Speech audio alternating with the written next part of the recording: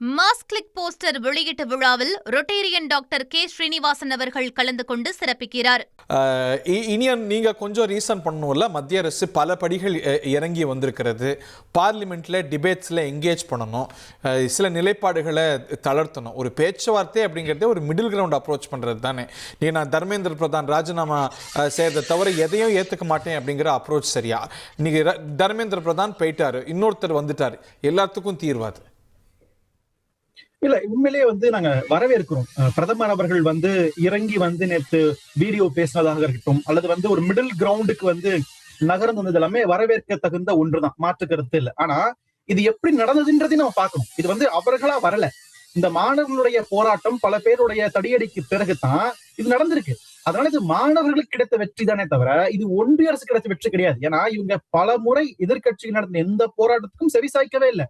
CA போராட்டமா இருக்கட்டும், விவசாயிகள் போராட்டமா இருக்கட்டும், எதுக்குமே செவிசாய்க்கம். நீங்க சொன்ன அந்த மிடில் பாத்துக்கு வராமத்தான் சர்வாதிகாரி போக்கூட செயல்பட்டாங்க. ஆனா இன்றைக்கு மிடில் பாத்துக்கு வந்தது காரணம் என்ன? செவிசாய்க்கிறதே இல்லை அப்படின்னு. ஃபார்ம் பில்ஸை பிரதமர் நரேந்திர மோடி ஒரு முக்கியமான ரிஃபார்மா முன்மொழிந்தார்.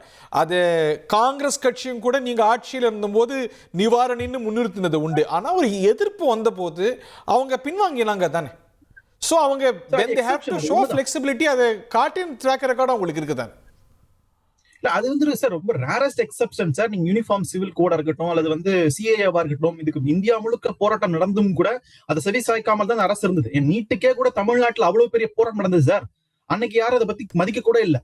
இன்றைக்கு ஒரு புதிய மசோதான்னு சொல்றாங்க. இதுல என்ன சிக்கல்னா, இந்த புதிய மசோதால என்ன ப்ரொவிஷன்ஸ் இருக்க போதுன்னு யாருக்கும் தெரியல. கண்மூடித்தனமால காங்கிரஸ் ஆதரிச்சிடாது.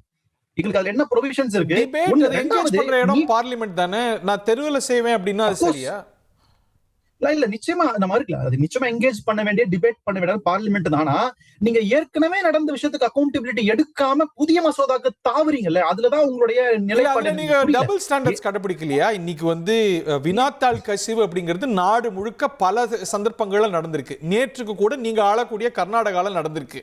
அப்பெல்லாம் ராஜினாமா செஞ்சீங்களா? காங்கிரஸ் மந்திரிகள் ராஜினாமா செஞ்சாங்களா? சரி, இல்ல அதாவது என்னன்னா, இந்த நீட் தேர்வு முறைகேடு மட்டும் அல்ல, இதனால ஏற்பட்ட தற்கொலைகள், அதற்கு பின்னாடி இருக்கக்கூடிய இந்த ஸ்ட்ரெஸ், ஃபேமிலிக்கு இருந்த ஸ்ட்ரெஸ், இது எல்லாத்தையும் சேர்த்துதான் அரசாங்கம் நீங்க நம்மளுடைய ஏர்போர்ஸ் மூலமா போய் எக்ஸாம் நடத்தின அதுக்கான செலவுகள், இது எல்லாத்தையுமே பொருத்தி தான் பார்க்கணும், எல்லாம் சேர்த்து தான் பார்க்கணும். அதுக்கு ஒன்றிய அரசு அக்கௌண்டபிலிட்டி எடுக்குமா எடுக்காதான்றதுதான். இப்போ வரைக்கும் இந்த நிமிடம் வரைக்கும் அக்கௌண்ட் எடுக்கலாங்க. குறிப்பாக தர்மேந்திர பிரதான் எனக்கு சம்பந்தம் இல்ல, நாங்க அது யாரு யார் அதுல இன்வால்வ் ஆனாங்களோ அவங்க கைது பண்ணிட்டோம், விசாரணை நடக்குதுன்ற மாதிரி அதை தள்ளி போட தான் பாக்குறாங்களே தவிர ஐ வில் டேக் ரெஸ்பான்சிபிலிட்டின்ற. இப்போ நீங்க 1960களில் அரியலூர் ரயில் விபத்துக்கு அன்றைக்கு ரயில் அமைச்சராக இருந்த லால் பகதூர் சாஸ்திரி அவர்கள் ராஜினாமா பண்ணாரு. அதுதான் அக்கௌண்டபிலிட்டி. அந்த மாதிரி இவ்வளவு பெரிய நாடு முழுக்க பேசப்பட்ட ஒரு முறைகேடை எதற்கு தர்மேந்திர பிரதான் அவர் பொறுப்பேற்காம இருக்கிற பெரிய கேள்வி இருக்குல்ல. மாஸ் கிளிக் போஸ்டர் வெளியீட்டு விழாவில் ரொட்டேரியன் டாக்டர் கே ஸ்ரீனிவாசன் அவர்கள் கலந்து கொண்டு சிறப்பிக்கிறார்.